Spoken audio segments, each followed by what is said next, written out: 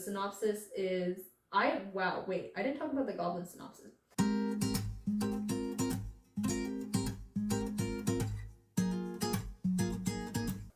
Hey guys, today's video is going to be a pretty quick one. I'm just going to talk about my favorite dramas from 2010 to 2020 and then just mention a couple of like notable mentions from each year, and then I'm going to start backwards just because we're going to build that like nostalgic feeling or whatever. And so yeah, let's just get right into it.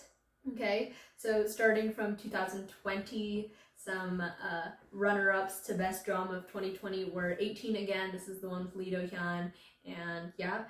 Another one is Find Me in Your Memory. Lee Dong-wook was in this, and Moon Ga-young. Despite it being a really cliche plot, I think the way it was carried out was really nice, and so I liked it. And then of course there is Hospital Playlist, very iconic, but you know, the drama that beat these all to be my favorite drama of 2020 was A Flower of Evil. So from Wikipedia, the synopsis is Baek Hee-sung, played by Lee Joon-ki, is a man who hides his identity and past from his wife, Cha Ji-won, who's played by Moon Tae-won, and in the drama she's a detective. On the surface, they appear to be the perfect family, a loving couple with a beautiful daughter who adores her parents. Cha Ji-won and her colleagues begin investigating a series of unexplained murders and is confronted with the reality that her seemingly perfect husband might be hiding something from her. Okay, so that's the synopsis, but what I really liked about this drama was kind of the main characters, both the female lead and the male lead. I think they were really interesting, and I think the acting was phenomenal. Like Lee Joon-ki and Moon Tae-won did a great job at playing their respective characters, and I just loved the way like Lee Joon-ki played this character. It was very like emotional and very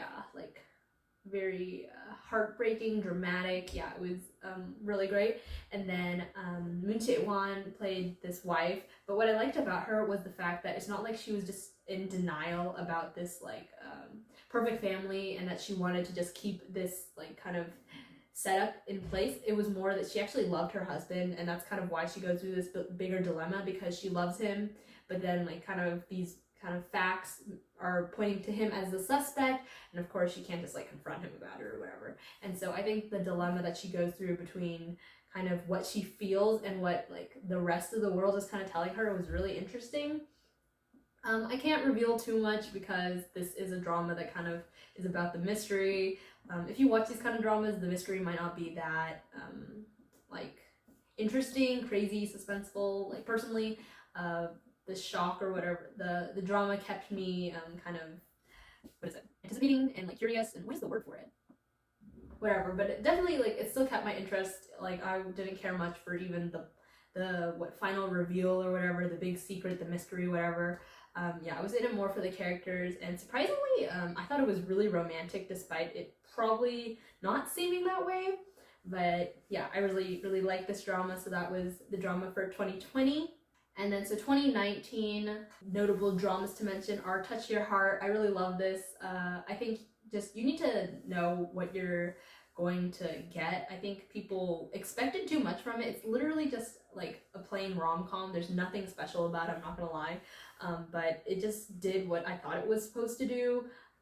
I think a lot of people expected more, especially with the cast, but you know, I liked it. I'm also biased because I absolutely love Yoo-na, but yeah, it was really good for me. So, and then another one was Angel's Last Mission Love. This had Myung-soo and Shin Hae-sun, and I think Shin Hae-sun did a really good job at portraying her character, who's kind of like broken and just kind of like learning to love again. So that was a pretty good drama as well. And then lastly, there's Search WWW. Did I say 4? I meant 3. Search WWW.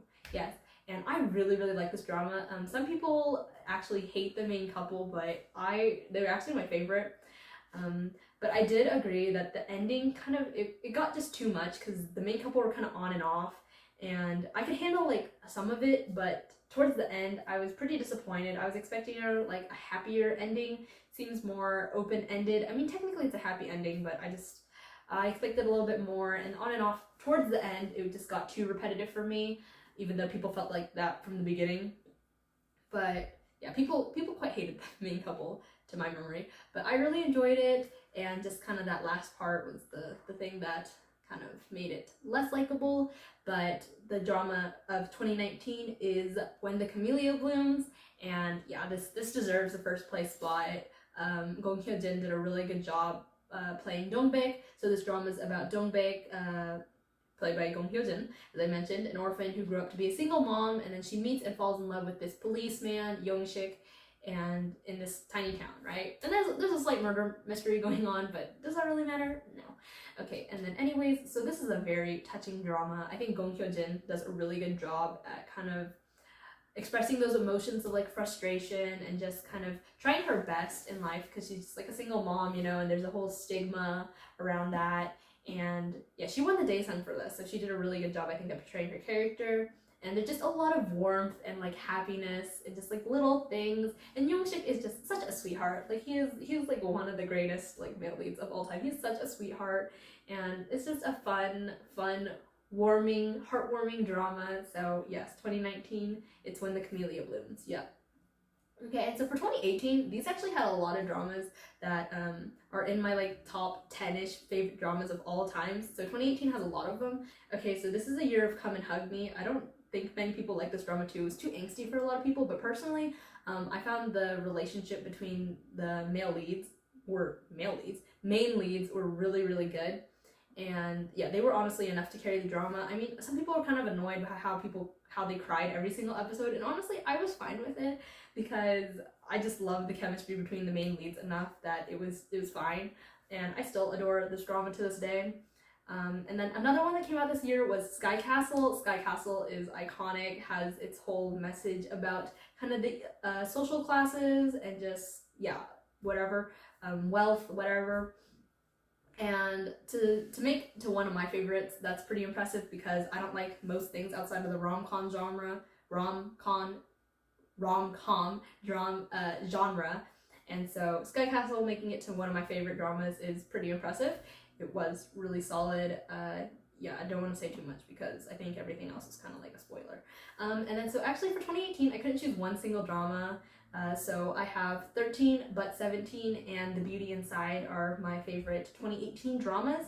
And then so both have their own like individual like charms. For 30 but 17, it has kind of that youthful, heartwarming kind of the gradual like opening up of the male lead who's kind of like living in a tunnel or something, in a cave, you know, and then so he finally meets the female lead, and then like light is brought back to his life, and then he goes through some internal dilemmas and whatnot.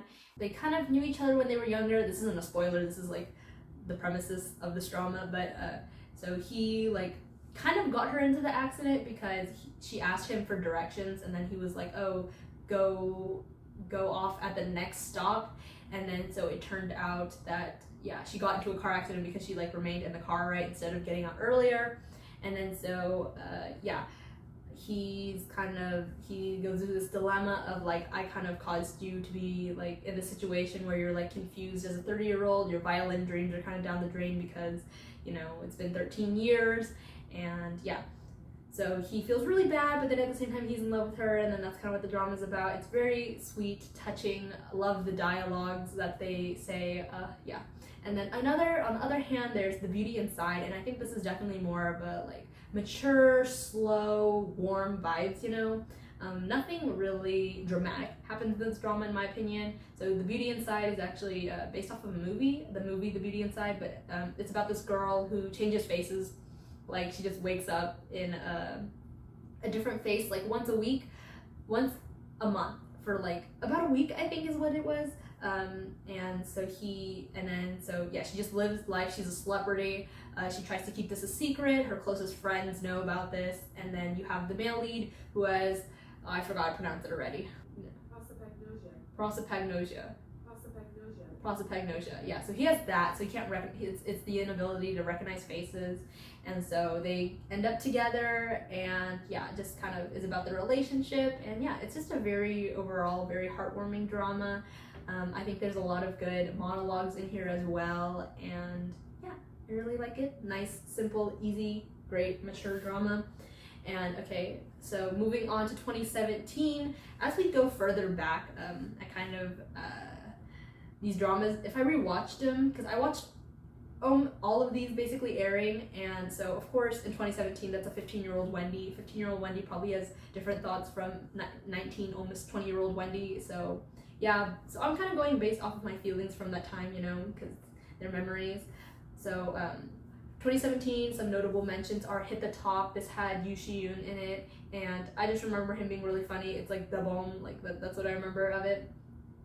And yeah, it was really funny, heartwarming to my memory, and yeah, I will have to rewatch these dramas someday, but this is just my initial impression from like having watched it airing. So yeah, another one is Introverted Boss, classic rom-com, easy to watch. Yeah, light, simple, cute, fluffy. Yes, it's all there. Prison Playbook was also in 2017, but the thing is, I actually didn't watch this during 2017. I watched this recently, but still, since it was in the year, just wanted to mention it. Still really, really good drama. Usually, I'm into rom-coms, and this is not in that genre, but still, the characters are just you just grow attached to them. They're all super sweet in their own ways, and yeah, Prison Playbook, pretty good drama. Really, really funny all at the same time. Like not Chicago, sorry, that's the next one. Prison Playbook is a really, really funny drama, and yeah, I absolutely, also a heart-wrenching drama at the same time. But anyways, Chicago Typewriter is the last notable mention for 2017. This is a pretty underrated drama. I think people are really big fans of this, but it's not really popular for some reason, despite having Yoo Ah-in, who really like did a phenomenal job. He was a very, very attractive character in this drama, and it was quite romantic to my memory, and it was just really solid. Yeah, really solid drama. And then so for 2017, what really the best drama of 2017 is Because This Is My First Life. I think the title in itself really gives off great vibes. It's just like we're all like kind of living through life our first times, and it's just kind of talking about the struggles of like adults. Yeah, so the synopsis for this is this girl is in need of a roommate. Just some rough stuff has happened in her life. She's really frustrated and she needs a roommate, and then so she finds one that like perfectly suits her, you know, because they're both really clean people, but it turns out to be a guy. And so yeah, they just basically agree to live with each other, and then they kind of get along. He's kind of cold and she's I guess friendly. They kind of fall in love, you know.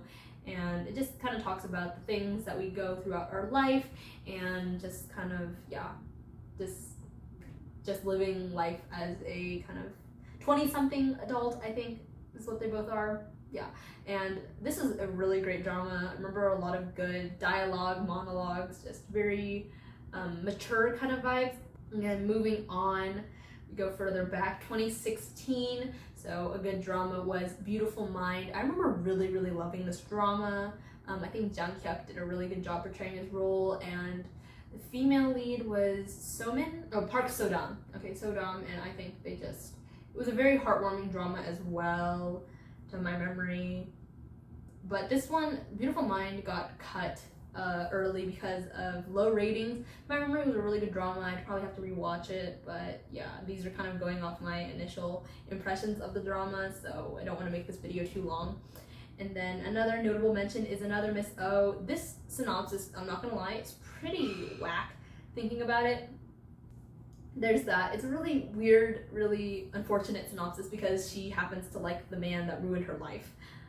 Because she was going to get married, she was going to be happy and whatever, and then she instead, yeah, got a lot of embarrassment and misery at her way. But okay, moving on, another notable mention is Five Enough. I also didn't watch this in 2016. This was relatively recent, but this is a really good family drama. I love the main cast. It's a family drama though, 100%. But it's still very, very heartwarming. I think the relationship between all the characters are pretty good, besides maybe the teacher and the spoiled girl. But for the most part, yeah, it is a very solid drama.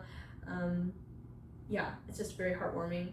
And then, but what takes it all, 2016 was the year of Goblin. I remember Goblin. It was like one of the most dramatic dramas that I watched while airing. Like, I remember I was like going crazy like when Goblin aired. I absolutely loved this drama to death. Like, it was so wonderful when I watched it.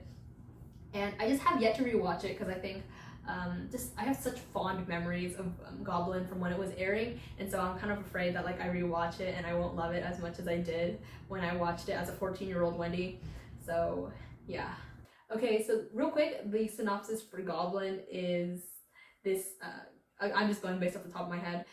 Is this guy? He in the past something happened, and yeah, he gets a sword stabbed through him. Stuff happens, and then so he becomes an immortal, I guess, and then basically he becomes a goblin, and then he needs to find his wife, or the goblin's wife is the only one who can take out the sword. And the interesting thing is obviously like this girl is gonna be his loved one, so he wants to die, obviously. He doesn't want to be alive anymore. And so, but once he meets his wife, obviously he wants to live longer because he loves her. And so that's the entire plot, essentially. Yes. Okay, and then so going back, we are testing my memory now. 2015, so this one is Falling for Innocence. This has Jung Kyung-ho in it, and I can't remember the actress's name right now. It was pretty good. Honestly, can't say much about it. All I remember was it was a decent rom-com, I guess. Yes, moving on. Another one is this underrated Heart to Heart. I actually didn't watch this one in 2015 either, but I watched this about 3 years ago, maybe 4 years ago, and this was really good. I think it's really heartwarming to see the way someone like who's really closed themselves up, open their kind of heart again. You might see that's a recurring theme of dramas that I quite enjoy. So yeah, I think that's an underrated gem that you should check out if you're very interested, or because I doubt like most people, even people that have watched dramas for a while, watch this. So another good one is Hello Monster.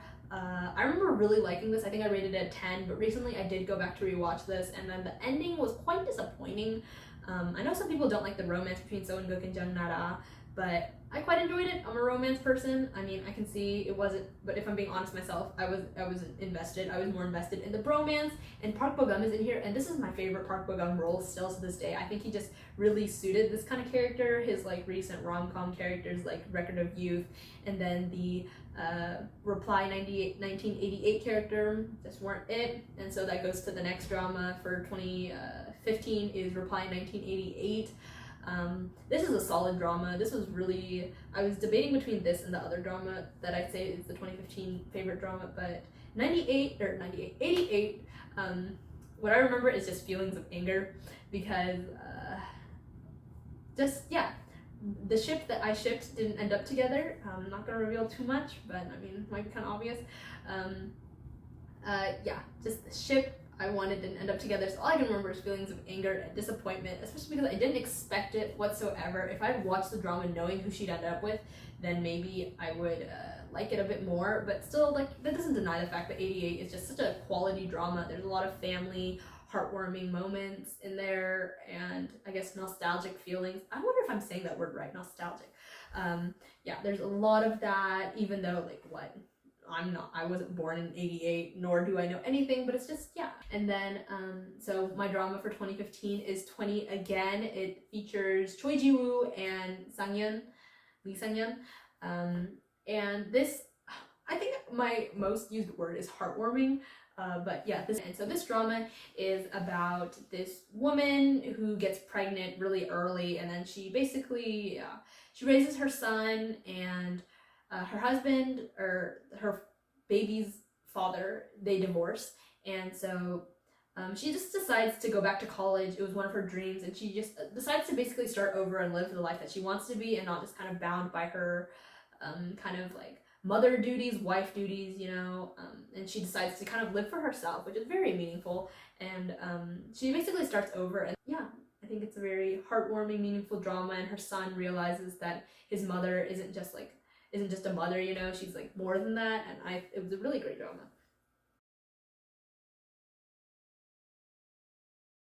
But yeah, that was it for this video. Friday coming is gonna be something about survival shows. I'm kind of interested. I'm pretty like, I like the content of this video, but the thing is, it just might be really boring. I don't know how it's gonna turn out. I have to figure out how I'm gonna edit it. But it's just it's just because Girls Planet 999 is airing right now, and so I want to make a video to kind of provide some background before people watch Girls Planet 999. Some information about the previous kind of survival shows that form temporary groups. So yeah, that'll be that. So hopefully see you on Friday. Yes, thank you for watching. Bye.